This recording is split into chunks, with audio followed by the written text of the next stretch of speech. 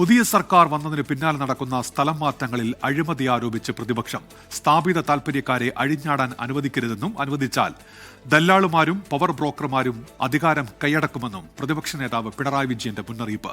സ്ഥലം മാറ്റം നീതിപൂർവകമായിരിക്കുമെന്നും പരാതികൾ പരിഗണിക്കും എന്നുമാണ് മന്ത്രി സണ്ണി ജോസഫിന്റെ മറുപടി. സഹോദരി ഭർത്താവിനെ പേഴ്സണൽ സ്റ്റാഫിൽ നിയമിച്ചതിനെക്കുറിച്ച് പ്രതിപക്ഷം ഉന്നയിച്ചെങ്കിലും സണ്ണി ജോസഫ് മറുപടി പറയാതെ ഒഴിഞ്ഞുമാറി. മാനദണ്ഡങ്ങൾ ലംഘിച്ച് സ്ഥലമാറ്റങ്ങൾ നടക്കുന്നുവെന്നാരോപിച്ച് വി ജോയ് MLA ആണ് റൂൾ 50 പ്രകാരം ഉപക്ഷേപത്തിന് നോട്ടീസ് നൽകിയത്.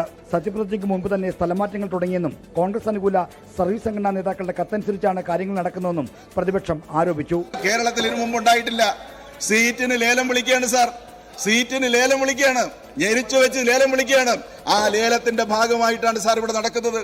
കേരളത്തിലെ ഒരു മന്ത്രിയുടെ അഡീഷണൽ പ്രൈവറ്റ് സെക്രട്ടറിയായി അളിയനെ നിയമിക്കുകയാണ് നിങ്ങൾ. അപ്പോ ബന്ധ നിയമനം നടത്തുകയാണ്. മുഖ്യമന്ത്രി VD സതീശന്റെ അഭാവത്തിൽ പാർലമെന്ററി കാര്യമന്ത്രി സണ്ണി ജോസഫാണ് അടിയന്തര പ്രമേയ നോട്ടീസിന് മറുപടി നൽകിയത്. ഭരണസൗകര്യത്തിന് വേണ്ടിയുള്ള സ്ഥലമാറ്റങ്ങൾ മാത്രമാണ് നടന്നത്. മുൻ സർക്കാരിന്റെ കാലത്ത് നടന്നതുപോലെ പ്രതികാര നടപടികൾ സ്വീകരിച്ചിട്ടില്ലെന്നും സണ്ണി ജോസഫ് മറുപടി നൽകി.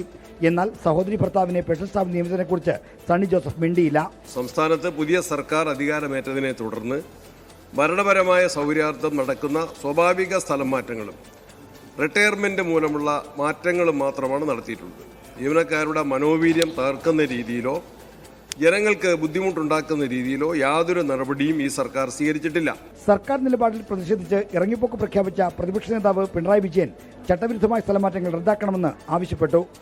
സ്ഥാപിത താൽപര്യക്കാരെ അഴിഞ്ഞാടാൻ വിട്ടാൽ എങ്ങനെയാണ് ജനതാൽപര്യം സംരക്ഷിക്കാനാവുക? ഈ രീതിയാണ് തുടരാൻ പോകുന്നതെങ്കിൽ കാണേണ്ടത് അധികാരത്തിൻ്റെ ഇടനാഴികളിൽ പവർ ബ്രോക്കർമാരും ദല്ലാളന്മാരും അധികാരം സ്ഥാപിച്ച് ആധിപത്യം സ്ഥാപിച്ച് വലിയ തോതിലുള്ള അഴിമതിക്ക് വഴിയൊരുക്കുമെന്നതാണ്. അടിയന്തര പ്രമേയ നോട്ടീസിനെ തുടർന്നുള്ള വാക്കൌട്ട് പ്രസംഗത്തിൽ പങ്കെടുക്കാൻ ഇന്ന് BJP കക്ഷി നേതാവ് മുന്നോട്ട് വന്നില്ല. 24 തിരുവനന്തപുരം.